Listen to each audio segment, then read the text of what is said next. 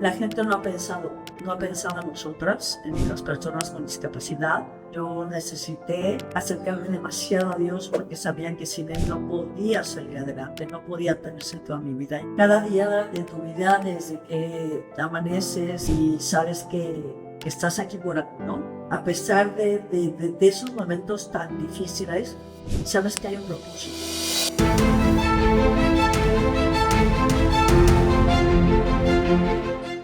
Vivimos en un mundo que habla mucho de inclusión, pero que todavía no está diseñado para todos. En México, más de 6 millones de personas viven con alguna discapacidad y aunque el discurso ha cambiado, la realidad sigue siendo otra. Banquetas intransitables, espacios inaccesibles, transporte limitado y una frase que se repite constantemente: échale ganas. Pero realmente entendemos lo que implica vivir así todos los días. Sabemos lo que hay detrás del dolor, de la frustración, pero también de la esperanza. Hoy, platicando con Ale Diner, no vamos a quedarnos en la superficie. Vamos a entrar en una historia que confronta, que incomoda, pero sobre todo que transforma.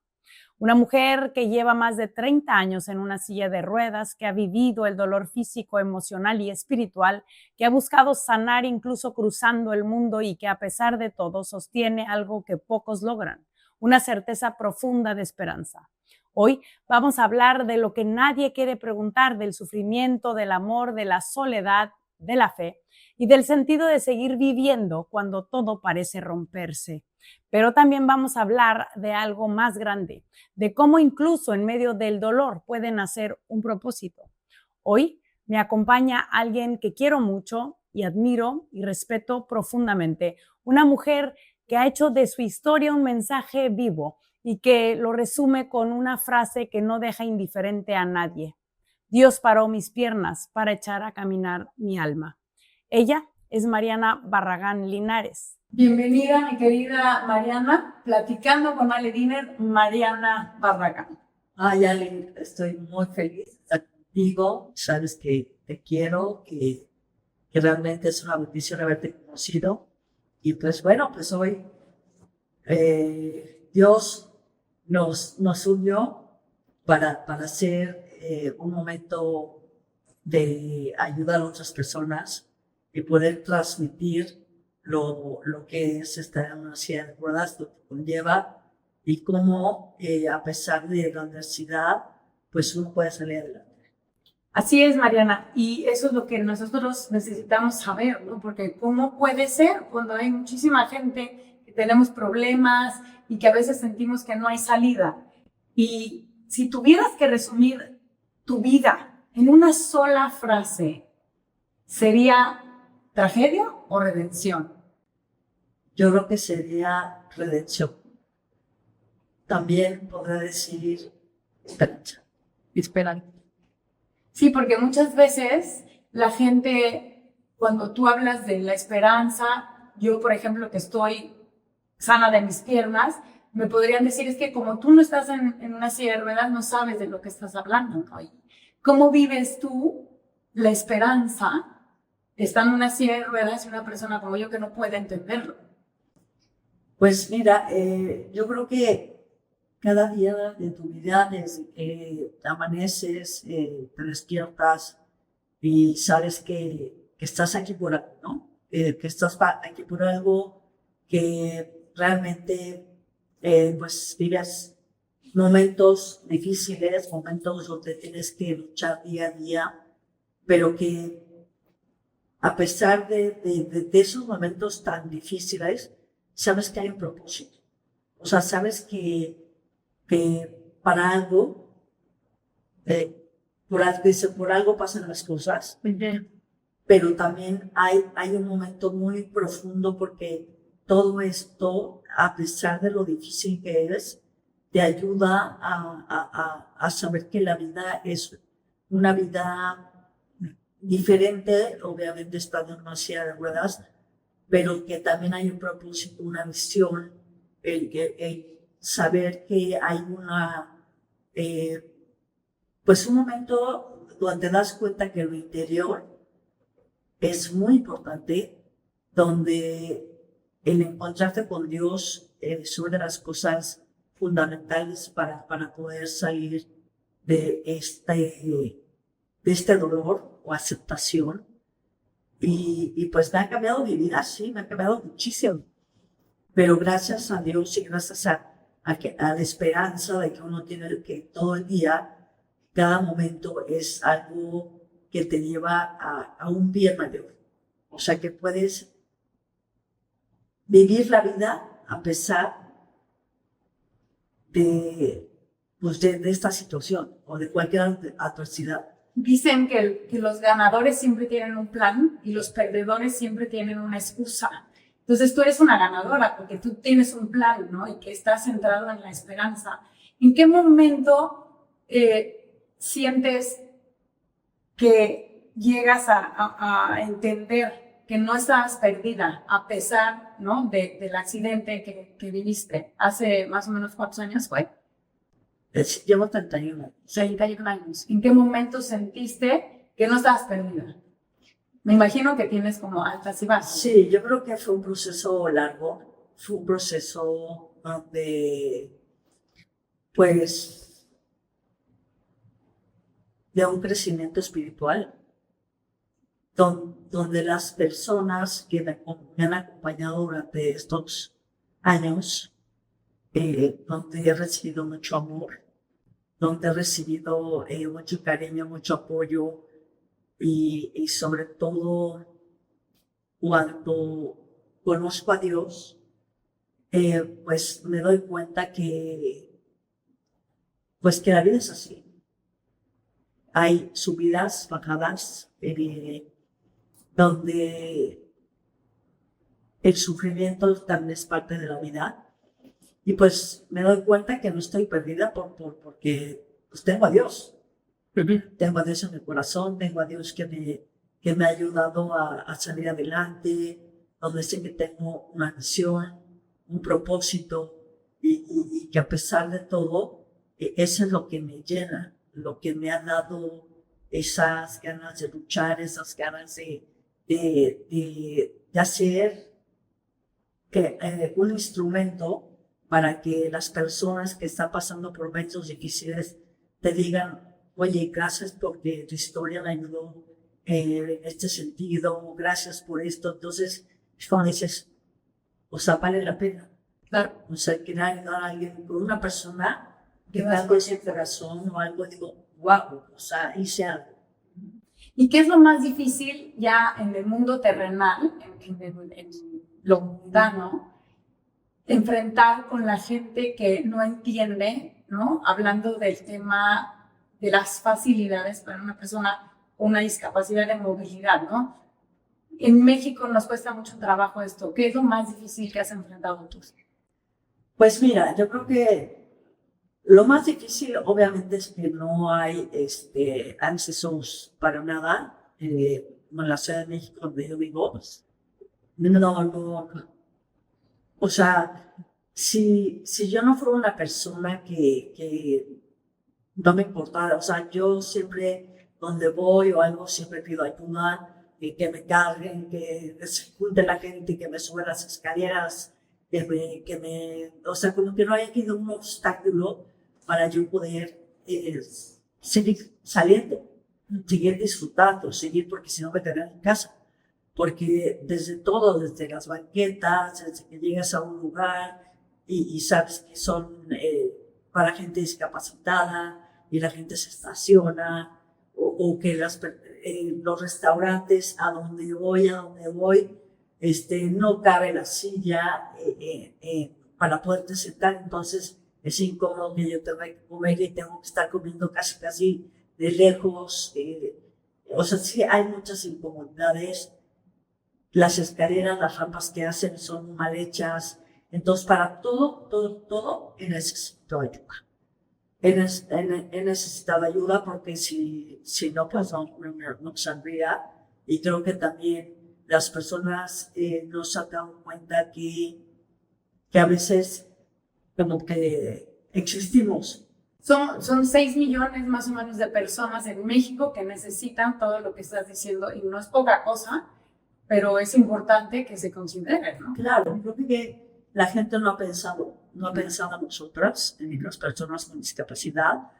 Siempre ha pensado en personas que caminan y que no tienen ningún problema. Entonces yo creo que es algo que se tiene que cambiar, que se tiene que pensar que cada vez más hay este tipo de problemas. Y una cosa, después del Teletón, que esto pues ya te tocó a ti cuando inició el Teletón, porque tiene no sé cuántos años, ya tiene más, yo creo que de 20 años. ¿La gente se concientizó un poquito más o sientes que sigue igual la cosa? No, yo creo que sigue igual. ¿No sentiste diferencia? No he sentido ninguna diferencia. Desde que llevo 31 años en una silla de ruedas, siento que no ha cambiado mucho. Desde que vas a un baño, bueno, si hay lugares donde hay baños con discapacidad, pero en los lugares, en restaurantes, a veces no hay.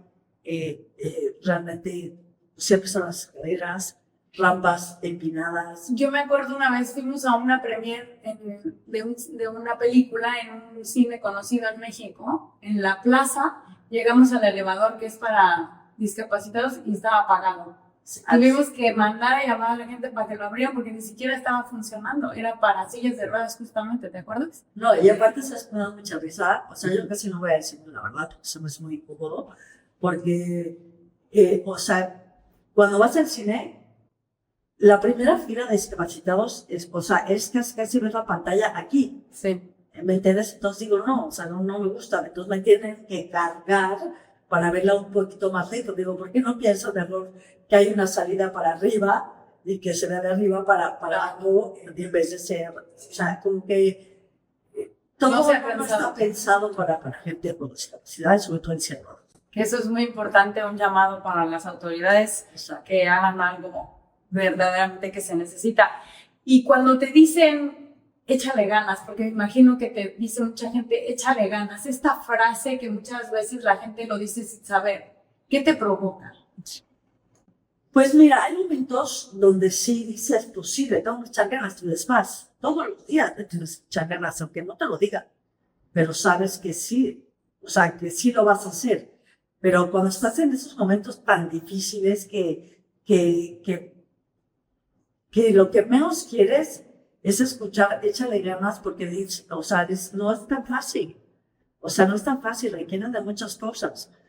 Yo viví un momento muy difícil hace 4 años y me decían, échale ganas, pero a veces decían, no, o sea, no puedo, es algo muy fuerte. O sea, darme cuenta que llevo 31 años en una silla de ruedas,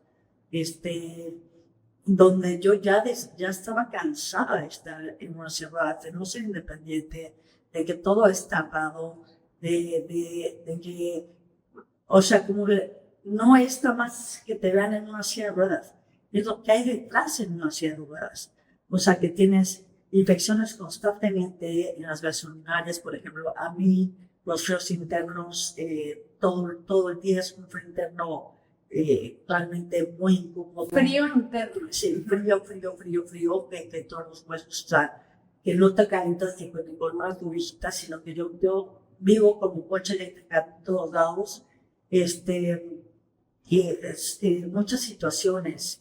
Luego la gente como que me ha pasado mucho que también como que hasta como, no sé si es por pena o por algo, les cuesta trabajo como decirte algo, ¿no? O decirme o conocer un poco diferentes.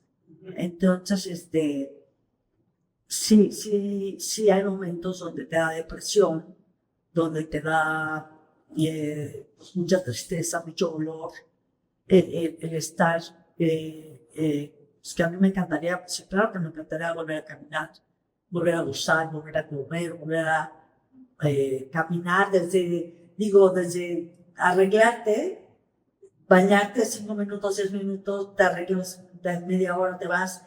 Yo me tardo muchísimo, me tardo como 3 horas. Para la gente que no te conoce, ¿qué te pasó? O sea, nada más brevemente para que sepan, porque su testimonio está en todos lados en YouTube, pero para la gente que no te conoce, ¿cómo fue que llegaste a estar en esta silla? Pues cuando yo tenía 24 años, yo iba a ir a al cine con unos amigos, iba saliendo a trabajar en las 7 de la noche, yo me subí en el coche con unos amigos y la persona, yo sentí que había una presencia afuera en la calle y mi amigo que estaba al lado también se dio cuenta y él grita, agáchense. En ese momento nos agachamos, sentí oía el sonido del disparo. En ese momento yo me voy de lado, pierdo el equilibrio, ya no sentía mis manos, ya no sentía mis piernas, ya no sentía nada, estaba consciente, yo le decía a mis amigos, párenme, porque no puedo, no siento nada, no me puedo incorporar. Entonces me dice, Mariana, tranquila, vamos al hospital. Y ya después, cuando llego al hospital, el doctor me empieza a tocar las piernas, que se sentían los brazos, y yo no sentía nada. Y en eso, pues, él me dijo, bueno, te vamos a operar porque te dispararon. Y entonces, cuando yo ya despierto, pues ya me dicen que le habían disparado, que me habían lesionado la médula, en las cervicales, en las C6, C7, o sea, la bala llegó al cuello. Yo de aquí para abajo no siento nada, no muevo nada, y se supone que yo no iba a poder mover, que serían los brazos de tan arriba que fue la lesión. Y entonces desde ahí pues me dijeron que ya nunca jamás iba a volver a caminar, que iba a estar por el resto de mis días en una silla de ruedas y iba a depender de una persona para siempre. Y dependiendo de una persona para siempre, como dices, ¿cómo le haces para arreglarte? O sea, ¿cómo le haces para prepararte? ¿Cómo es una mañana de Mariana? Siempre he necesitado ayuda, para todo necesito ayuda. Desde que me despierto, pues tengo una persona. Voy a hablar de la persona que estaba ahora conmigo, que es una persona muy importante que se llama Azu. Es el angelito anónimo, pero no es anónimo porque es una persona maravillosa y tengo a su hermano también. Entonces, desde que me levanto, me tienen que mover las piernas todo el tiempo, 40 minutos. Una terapia, ¿no? Ajá, una terapia. Después desayuno, después de desayunar, bueno, pues tengo que bañar, todo eso, pero requiere de mucho tiempo.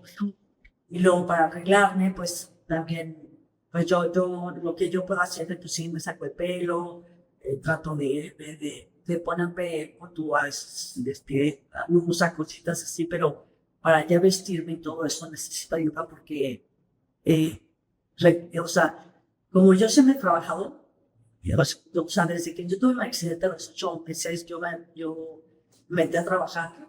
Entonces, para yo ponerme un pantalón, me pueden tardar 1 hora. Entonces, siempre me han ayudado a vestirme, porque si no llegaré tendría que levantarme a las 4 de la mañana para poder llegar al trabajo. Entonces, es todo rápido, ayudan a vestirme, ayudan a arreglarme, a pintarme, todo para poder trabajar, para irme a trabajar. Entonces, requiere de mucho esfuerzo. Entonces, pues sí, siempre he necesitado ayuda. Todo el tiempo. La oscuridad a muchos nos llega en muchos momentos de nuestra vida, no hay solamente un momento, ¿no? Podríamos pensar los que no vivimos lo que tú viviste, que pues el momento más oscuro es cuando te dicen que no puedes caminar. Pero te pregunto, ¿cuándo ha sido tu momento más oscuro y te has enojado con Dios? Pues mira, mi momento más oscuro y más difícil siempre fue estar en los igual. Bien, la verdad no es nada fácil, porque pues es como ser un bebé.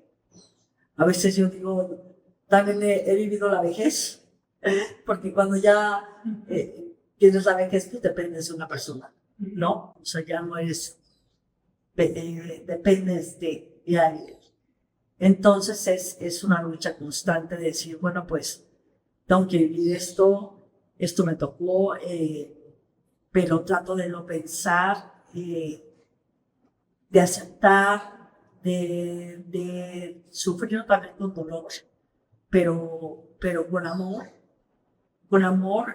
porque te digo que sin Dios yo no estaría bien. Yo necesité acercarme demasiado a Dios porque sabían que sin Él no podía salir adelante, no podía tener sentido a mi vida. Y gracias a Dios es porque he encontrado ese propósito, esa misión, sentirme amada, querida, el tenerlo cerca, ir a misa, la oración me ha ayudado muchísimo, el platicarle ahí, porque yo con Él y con la Virgen es por los que yo me abro mi corazón. O sea, ¿Y le has reclamado? ¿O pedido? ¿O dicho? ¿O... mira, realmente no le he reclamado porque sé que por algo pasan las cosas, porque yo también he sanado muchas cosas de mi infancia. O sea, este accidente ayudó a sanar cosas que no las habías hecho evidentes. Exactamente, me ha ayudado a sanar.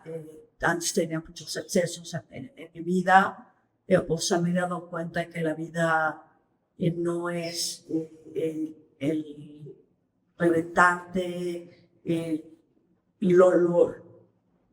como lo superficial, sino que la vida es más interior, la paz que uno tiene, no importa si estás parada o sentada, le puedes encontrar ese sentido a tu vida. Por eso digo, la vida de todas mis piernas y Dios puso a caminar mi alma, porque nunca había encontrado una vida tan bonita, con sentido, disfrutando de la naturaleza, disfrutando de las cosas, disfrutando del momento presente, el realmente ayudar a otras personas. Entonces, pues sí son momentos que paso día a día, pero siempre luchando, aunque no me digan échale ganas, sino simplemente porque sé que lo tengo que hacer, porque no hay de otra manera. O sea, la vida se vive una sola vez, y entonces depende de uno también. Tuve que tener momentos con psicólogo, psiquiatra, también con ayuda, porque necesitaba también de las personas profesionales, bueno, para poder salir adelante. Y en este tiempo has tenido una vida de relación con alguien, te casaste, o sea, la gente que te conoce hace mucho tiempo y que te perdió la pista, pues también luego quiere saber, o por qué no te casaste, o si te casaste, o sea, cuéntanos un poco. Fíjate que cuando tuve el accidente, o sea, sí salía con personas, no tuve un novio real, porque también para mí fue muy difícil, o sea, era muy difícil tener una pareja. Entonces sí salía con alguien, sí conocí a alguien que pues, también sí me enamoré, pero no éramos novios. Hasta que llegó una persona que me conoció tal como era, y él me decía que no te importe que te vea la gente, que no te importe esto, tú lo vas a hacer. Y como que me dio ese valor de que no importaba la silla, que no importaba cómo estaba, sino que me quería como yo era. Y eso me gustó. Realmente no pensé que alguien pudiera realmente no ver la silla, sino ver a la persona, como persona, que me valorara como era. Y pues sí, nos enamoramos, me quedó muchísimo, pero duramos un año. Él quería casarse conmigo, pero después de un tiempo, como no sé, después de un año, él tuvo un accidente y falleció. Y después de que él falleció, pues como que yo realmente no estaba abierta a tener otra pareja. No llegó tampoco, pero tampoco fue algo que no necesitaba. O sea, como que yo soy feliz soltera, soy feliz porque puedo hacer lo que quiera. Claro. Entonces, si se me lleva a levantar tarde, me levanto tarde. Sí, o sea, como que no tengo o sea, como que no me siento preparada como para estar con un esposo y darle lo que una esposa hace, que lo atiende, que le hace, que le todo. O sea, como que mi situación es muy complicada y eso a mí me afectaba. Entonces dije, no puedo. O sea, yo me cerré. Ya. Y estoy feliz. Y estás feliz.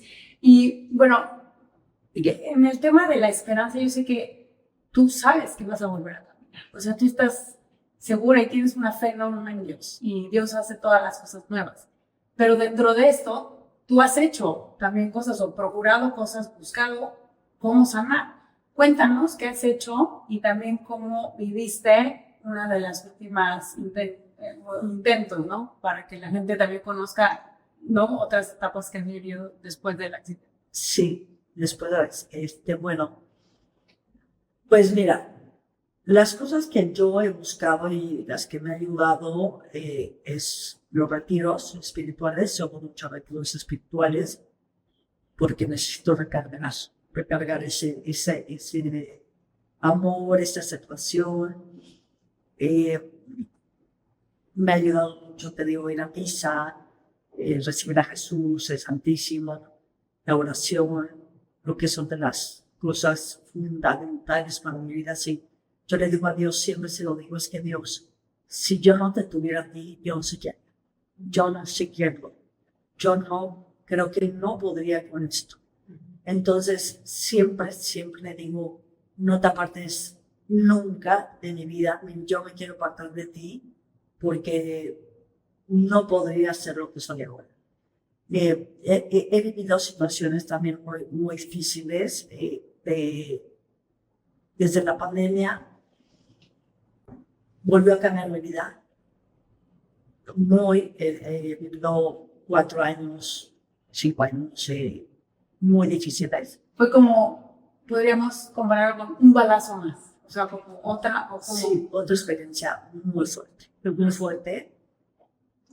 La pandemia, pues el encierro para mí fue muy difícil, para todos.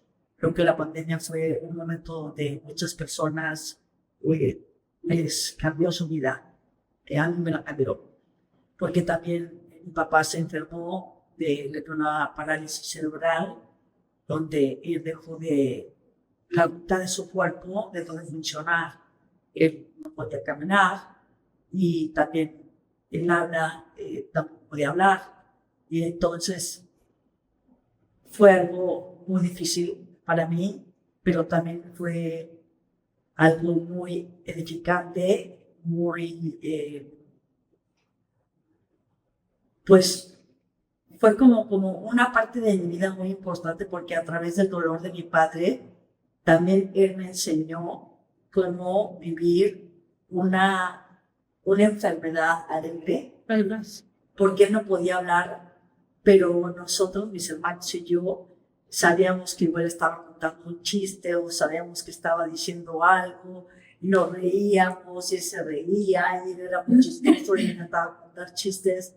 Entonces hacían cosas, nosotros decíamos, está contando chistes, y nosotros, ay papá, qué padre, y no sé qué. Entonces nos dedicamos 100% a él. Yo en esos momentos, yo no salí. O sea, si salí en esos 2 años de la enfermedad de mi padre, creo que fueron 10 veces. Salir a comer con mis amigas y me decían, pero sal, pero ven, pero va. Y yo le decía a mis amigas, no, es que es el momento de mi papá. O sea, después habrá otro tiempo, pero ahorita es el momento de mi padre, es el momento de estar con él, es el momento de acompañarlo, de disfrutarlo, de no dejarlo. O sea, yo estaba totalmente atenta a lo que él, y lo que estaba viendo en la tele, o él estar con él, abrazarlo, que se sintiera acompañado. Y entonces fue un encierro también de muchos años. Después de ahí, pues como que ya no hablaba tampoco con la gente. Tú. Sí, o sea, ya no, porque todo el tiempo era mi papá. Y entonces se cuenta que me vacié del mundo. Me vacié del mundo, me vacié de las redes, de todo. Y después de que mi papá muere, Sí. pues fue obviamente un momento muy difícil. ¿Fue a los 2 años, más o menos, de esto? de que le dio leucemia. Sí, sí, fue como, ya lleva 3 años. Y cuando mi papá muere, obviamente fue un dolor muy fuerte en mi corazón, pero también una alegría inmensa porque yo sé que mi papá está en el paraíso, es donde deseo y deseamos todos estar en el paraíso. Yo creo que esa es mi esperanza más grande, ¿no? Estar en la vida eterna, estar en ese lugar maravilloso con Dios, sin sufrimiento, ni mucho menos. Pero después me tengo que ir a un viaje a Tailandia. ¿Qué es lo que te quería preguntar, no? Porque empezaste a buscar también formas de cómo, o hay nuevas terapias, ¿no? Porque en 30 años puede haber mucho avance en la ciencia, ¿no? Claro, era una terapia diferente donde yo había ido 2 años antes. No, 4 años antes. Antes del pandemia yo me subí a Tailandia. ¿Y pero qué hay en Tailandia que te llevó? Lo que pasa es que había una terapia donde te ponen unos electrodos. Ajá. Bueno, me la pusieron en lugares para que te dan un control y entonces te empieza a dar estimulación. Te estimula las piernas, parte del cuerpo para poder hacer tu terapia. Y bueno, habían dicho que yo podía dar pasos asistidos. Y entonces, bueno, pues yo creo que las personas siempre tienen que buscar algo que te dé pues, una mejor calidad de vida. Y todo con que sea nada de cosas raras. Sí. Y entonces me pusieron el control, la estimulación, hacía mucha terapia. Y más personas en silla de ruedas te habían dicho que lo habían probado, ¿no? Sí, es más, una persona en silla de ruedas me dijo que lo había probado, que le había funcionado muy bien.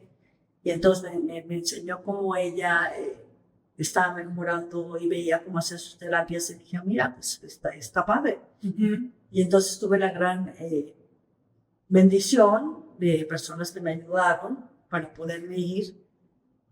Y ya me lo puse, yo hacía mucha terapia, pero después tenía que volver a ir porque ya tenía que cambiar como que otro tipo para que la estimulación sea más diferente. De objeto diferente, ¿no? Ajá, para que fuera como que más a tu cuerpo, o sea, porque ya se iba cambiando el tipo de músculo y todo. Ajá. Y entonces yo fui con esa finalidad, pero en el momento que yo piso Tailandia, en el momento que yo piso Tailandia, me empiezo a sentir muy mal. La segunda ocasión. En la segunda ocasión.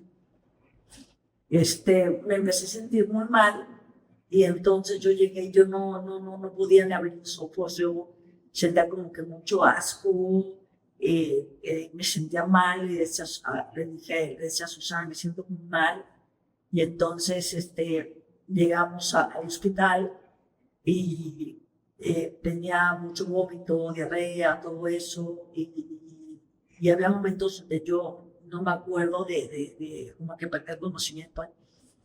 Y me hicieron estudios. En los estudios me dice el doctor que tengo cirrosis hepática crónica. Cirrosis hepática crónica. Ajá. Entonces yo dije, ¿cómo? Entonces, como que no entendía y yo como cirrosis, o sea, ¿por qué? O sea, yo no entendía. Ajá. Y bueno, me bajan a la terapia intensiva. Me bajan a la terapia intensiva y entonces yo estoy en terapia intensiva, obviamente con tailandeses, que no entendía, o sea, no entendía qué pasaba. Arriba estaba en el cuarto investigando que era cirrosis hepática crónica y ella con ese, no sé, asustada. Y entonces en ese momento, pues yo dije, pues, sentí que uno me iba a morir. O sea, yo sentía como que estaba muy mal. Y entonces me acuerdo que Azu se acercaba a mí, me decía, todo va a estar bien. Y yo le dije a Azu, no, yo ya estoy lista. Yo ya, o sea, me voy a morir. Estoy en paz, estoy tranquila. O sea, de plano ya sentías que ya... Yo sentí que iba a morir, pero yo sentía esa paz, decir ya. Y yo decía, ya no puedo más.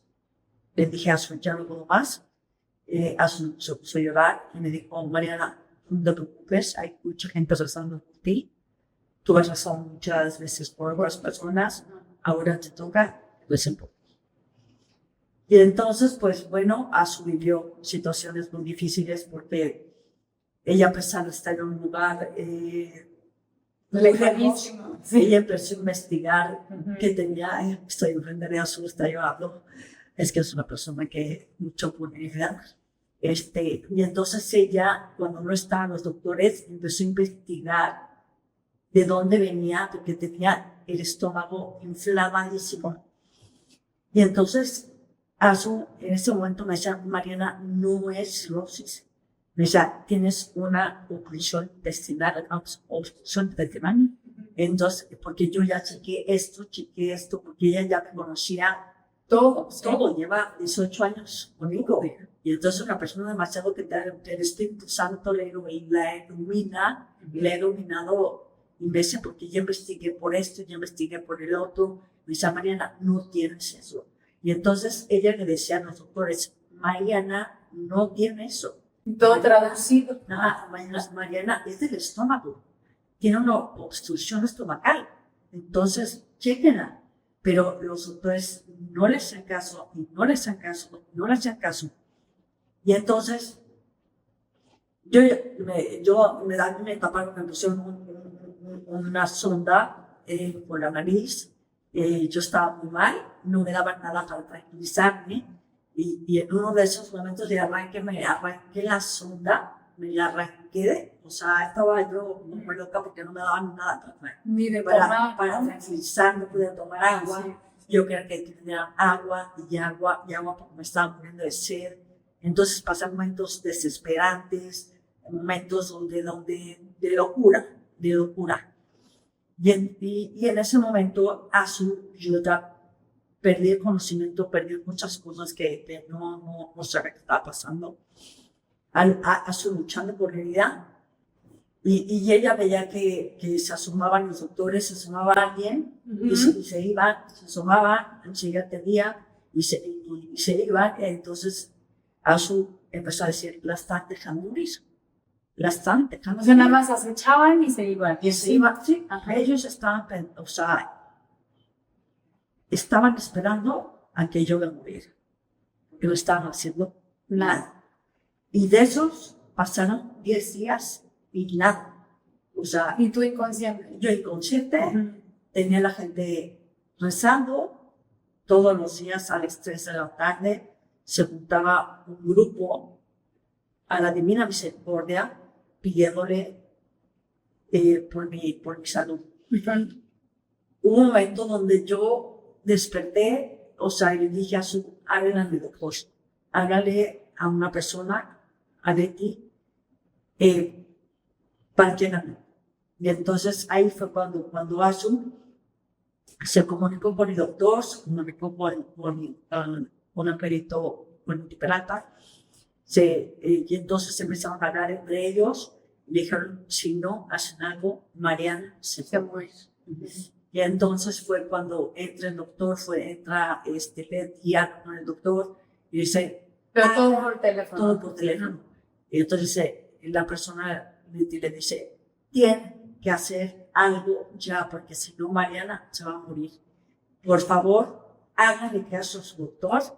Y entonces el doctor le dijo, ustedes son responsables de Mariana. El doctor le dijo, yo me hago responsable de Mariana. Usted se hace, le dijo a Leti, se hace responsable de Mariana, me hago responsable de Mariana.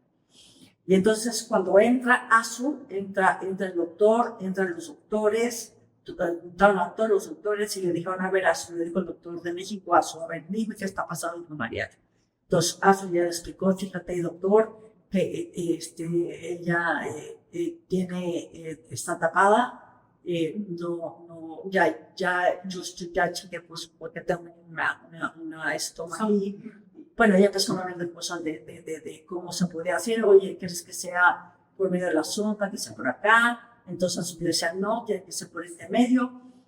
Entonces ya les dijeron, oye, que Mariana que está poniendo nada, no está poniendo nada, no, ¿desde cuándo? Desde que llegó, no puede ser, no sé qué, y entonces empezó a decir, el doctor tiene que darle de comer esto, tiene que poner el suero esto, tiene que hacer, para vaciar su estómago, y entonces ahí ya los doctores empezaron a moverse, y entonces ya yo empezó el tratamiento, yo ya empecé como a despertar, tenía las piernas hinchadas, me dejaron acostada, me movieron en todo el viaje, en los primeros 15 días, luego me dicen que tengo una trombosis, y dijeron que era por mi culpa, obviamente no fue por mi culpa, fue porque no me movieron, no me pusieron ninguna medidas de comprensión, nada.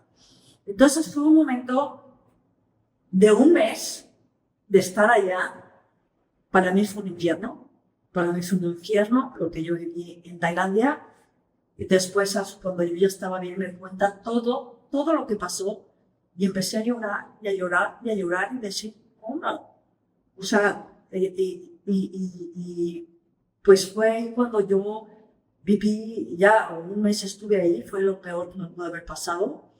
Llegué a México, yo tenía una anemia terrible. Pero sí te lograron hacer lo de... Sí, me arreglaron el aparato, pero realmente me di cuenta que no, o sea, a mí eso no me iba a ayudar a caminar. ¿A ti no te sirvió como esta persona que te comentó?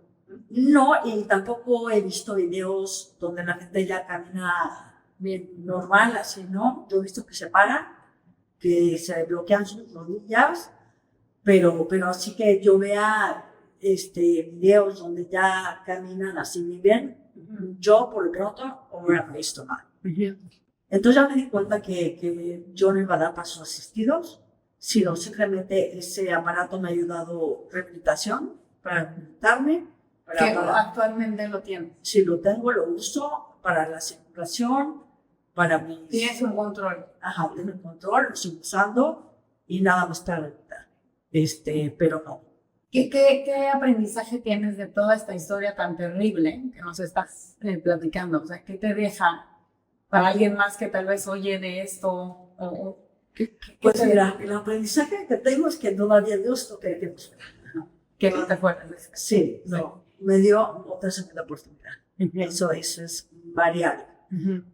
Porque sí dije, ¿por qué? Eso sí le dije, ¿por qué? ¿Por qué en Tailandia? ¿Por qué me pasó esto? ¿Por qué sigo aquí? Y para mí también fue muy difícil, porque dije, ahí fue cuando fue como un clic de, tengo 31 años en una ciudad. Fue un dolor muy grande el decir, ya no puedo. Ya no puedo con esto, ya no quiero estar en una silla de ruedas, ya no quiero, fue un enojo por decir, ¿por qué otra vez? Porque aparte se me complicó mucho más, aparte de decir, es que ahora que estoy en silla de ruedas, ya nada más no es la silla, es que he ido a muchos doctores porque tengo el estómago inflamado todos los días, o sea, de 9 meses de embarazo, todos los días. Entonces ver la incomodidad, la incomodidad, de estar con el estómago 9 meses, que estoy incómoda. Como de 9 meses, sí. ¿no? Como de 9 meses, sí, porque si no, como de 9 meses, y entonces no estoy cómodo con estar en los lugares, me tengo que ir a mi casa, no disfruto también las cosas, como que dije, otra limitación más, que antes no la tenía y ahora sí la tengo, y entonces ahora fue como fue ¿por qué? O sea, ¿por qué? Entonces ya 31 años, ya estoy cansada que para mí todo esto, cansada y otro, o sea, como que fue otra vez como volver a aceptar lo que estaba en mí. O sea, te entiendo, pero ¿cómo le haces para platicarme, para verte también? Porque te ves muy bien, obviamente ya pasaron unos años de todas estas vivencias y aquí estás como guerrera otra vez con un nuevo plan de ganadora. Claro. Quiero decirte que apenas estoy empezando a volver a salir. Gracias por por estar, invitarme a este bello lugar. Decir, tengo que volver a salir, y volverme a reconectar con la gente. ¿Qué te disparó ese nuevo anhelo? ¿Qué para que le cuentes a alguien que pueda estar totalmente deprimido, ¿no? Y que haya pasado algo similar? Porque seguía viva. Y si sigo viva es por algo y es para algo.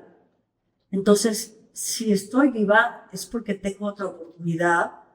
Si estoy respirando, si estoy otra vez es porque yo dentro de mí decía, tengo que seguir luchando. O sea, sí, tengo que seguir luchando, tengo que seguir disfrutando la vida, pues como estoy, he necesitado también de apoyo, O sea, estás rodeada de amor. de mucho amor, de eso siempre, de mucho amor, de muchas personas maravillosas, de la providencia divina. ¿Nunca te has sentido abandonada Jamás. Eso sí, eso es para mí mi apoyo, mis hermanos, mi familia que está en el cielo, mis amistades, mis ángeles especiales que están aquí en la tierra, que no me han dejado, que se han encargado de mí en cosas de providencia divina, de mis cosas, hospitales, que no sé. Esa es una pregunta que tengo. No sé, no la tengo ni aquí escrita, pero ¿tienes mucho dinero para que la gente, o sea, cómo? Porque mucha gente podría decir, es que ella tiene mucho dinero, entonces por eso está tan tranquila, ¿no? O por eso sale adelante. No tengo mucho dinero, pero para nada. Sí he trabajado, ya llevo 4 años que no trabajo en una empresa, entonces, por todo lo que pasé, pero más bien la providencia divina. Dios siempre se ha encargado, desde que yo tuve el accidente, he tenido personas que me han apoyado económicamente. Siempre que tengo algo de hospitales y algo, esas personas me han ayudado a pagar todo. Las sillas de ruedas, todo lo que yo tengo ha sido donado. Por eso te digo que todo ha sido regalo de Dios, el regalo de las personas que me han querido apoyar en mis terapias, en mi silla, en mis aparatos, en todo lo que yo necesito y requiero para yo no verme. Todo ha sido providencia, todo.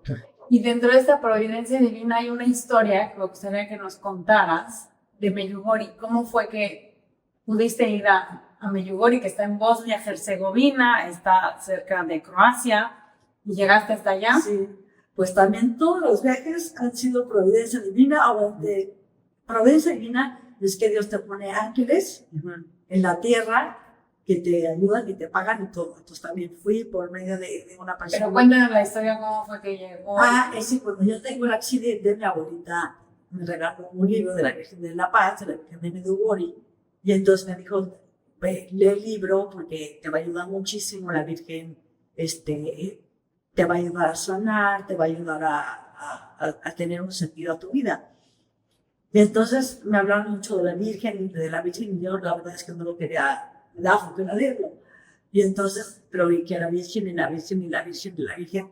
Y entonces fue cuando ya después, como me iba de antro, una persona se acercó y me dijo, estaba ganando, me dijo, ¿Pero era una persona como? Una persona del antro, guapo. Un hombre. Entonces, un hombre guapo. Un hombre, exactamente. Y entonces me dijo, ¿me puedo sentar? Entonces yo digo, no, claro que sí. O sea, sí, yo dije, ya ligué. Y cuando se sentó me dijo, ¿has oído hablar de la Virgen de Medjugorje y la Virgen de la Paz? El guapo adentro de un antro. Sí. O sea, sí es la providencia divina, ¿no? Sí, también. Entonces yo dije, ¿cómo? O sea, ¿cómo me estás hablando de la Virgen de Medjugorje? Y entonces ya le conté del libro y me dijo, no, lo tienes que leer, no sabes, yo fui a Medjugorje, sentí una paz increíble, Y entonces ahí es cuando yo empiezo a leer el libro de la Virgen de la Paz. Y me doy cuenta de lo maravilloso que es la Virgen. La Virgen es mi madre, obviamente, pues la Virgen, nuestra madre maternal. Y entonces, empezando a rezar el rosario todos los días, tengo un vínculo con la Virgen impresionante. Es con las personas con las que me desahogo, porque también el sufrimiento para mí ha sido mucho con ellos. Yo lloro con ellos, yo me desahogo con ellos, yo les platico a ellos. O sea, ellos saben todo, mis dolores, a veces ofrezco mucho el dolor, ofrezco mucho el sufrimiento por las personas, por la salvación de las almas, por las almas del purgatorio. Ofrezco... Que es una manera de darle sentido a tu sufrimiento. Entonces, a veces cuando no me gusta algo que te lo ofrezco por las personas, te lo ofrezco por esta persona, te lo ofrezco por mi familia, te lo ofrezco por la gente, para darle ese sentido a lo que uno está viviendo. Entonces, muchas veces no reflejo mi dolor o no reflejo lo que siento. A veces estoy cuestión de estar riéndome, pero los que saben mi verdadera situación son ellos. Qué increíble. ¿Y cómo subiste al monte de las apariciones? Porque también Dios nos manda ángeles en la tierra. Mira, fíjate que lo más increíble es que yo me he dado cuenta que para subir ese monte que hay piedras y está impresionante, pues bien, van gente y me cargan y me acuerdo que me suben como reina en dos palos y una silla. Ah, ¿en serio? Sí, entonces yo me senté como antes en los... Sí, como la reina de Saba, que creo que la traen. Sí. Y entonces, y me doy cuenta como a veces la gente como que se enfadaga, y luego para acá, y luego para acá, o sea, y entonces yo decía también como ellos, para ellos también vivían ese Via Crucis, porque es un Via Crucis para subir a la Virgen de la Paz. Bueno, para ellos también era un Via Crucis como cargando a Jesús, ¿no? En la cruz. O sea, el Simeón era como mis Simeones que te estaban ayudando a cargar. Me estaban exactamente ayudando a cargar mi cruz para poder llegar a la Virgen, a llegar a Jesús. Entonces, era una reflexión que yo los veía a ellos y decía, wow, o sea, ellos son mis Simeón. Los Cirineos. Mi Cirineo. Sí. Y entonces, pues es mucho aprendizaje tanto para mí como para las personas que me... Sí, pues todo el mundo se edifica, todo el mundo se llena del amor de Dios. Exactamente. O sea, eres como, de alguna manera, estoy queriendo entender que todo es el reflejo de felicidad que das.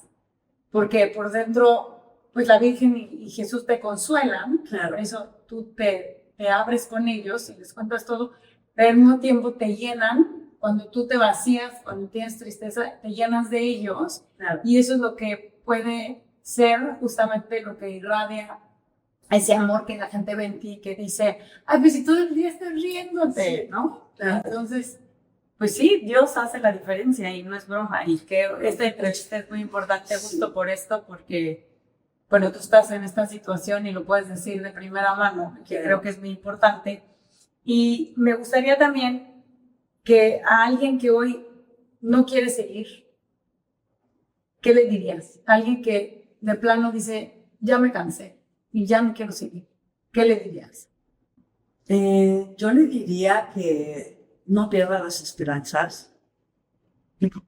Sí les diría de todo corazón que hablen con Dios. Si hay un Dios vivo que nos ama incondicionalmente, que lo que tú estás padeciendo no es un castigo, no es porque Dios te lo haya matado.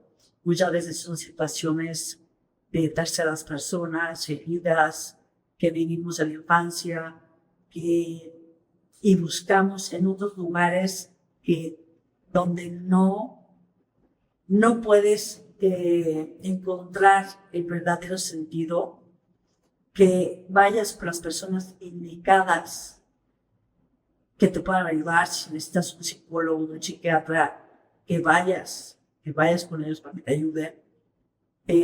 Que no vayas a lugares, porque luego hay tanta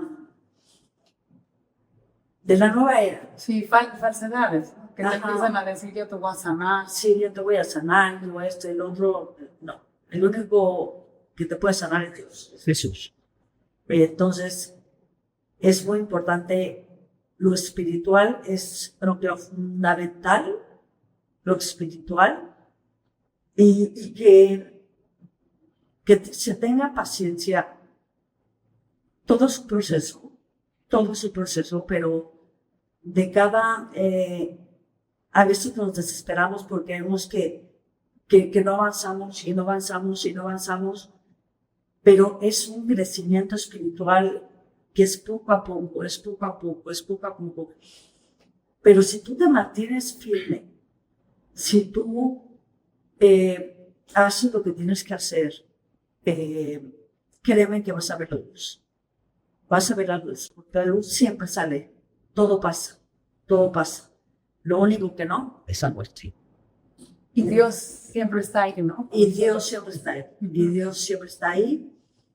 Y cuéntale a Dios tus sufrimientos, cuéntale, dile que te ayude a salir de la situación en la que estás, que te ponga las personas indicadas, pero no dejes de seguir viviendo. No dejes que tu vida estés muerta en vida, porque no estás muerta en vida. Hay una solución para cada persona, sea lo que sea la situación que sea, siempre hay una salida, pero no la salida de muchas personas que piensan que es ya muerte, la eutanasia, cosas esas, sino es algo más profundo, que es tener cerca a Dios y por las personas indicadas para que te ayuden a salir adelante. Mariana, creo que con esto podríamos terminar porque la verdad a mí me ha dado también una lección. Yo te conozco hace muchos años, pero esta semana que has estado acá con nosotros en el Caribe, te he conocido más. Estoy muy agradecida de que eres mi amiga. Estoy de verdad muy agradecida con Dios porque en ti veo ese amor de Dios que nos tiene a los seres humanos. Y yo rezo por ti, como muchísima gente reza por ti. Yo sé que rezas también por nosotros. Y te admiro muchísimo. Te agradezco de verdad nuevamente por haberte abierto y haberme dado esta entrevista. Porque aquí, platicando con Ali Dinner, siempre tratamos de motivar a la gente a hacer la diferencia. Y es muy fácil. La pregunta no se te tiene que hacer, porque tú haces la diferencia simplemente por existir. Gracias. Y gracias a todos ustedes por platicar con Ale Dinner, por seguir este canal. Vamos a seguir dando contenido que motive para hacer la diferencia, para informar y para formar.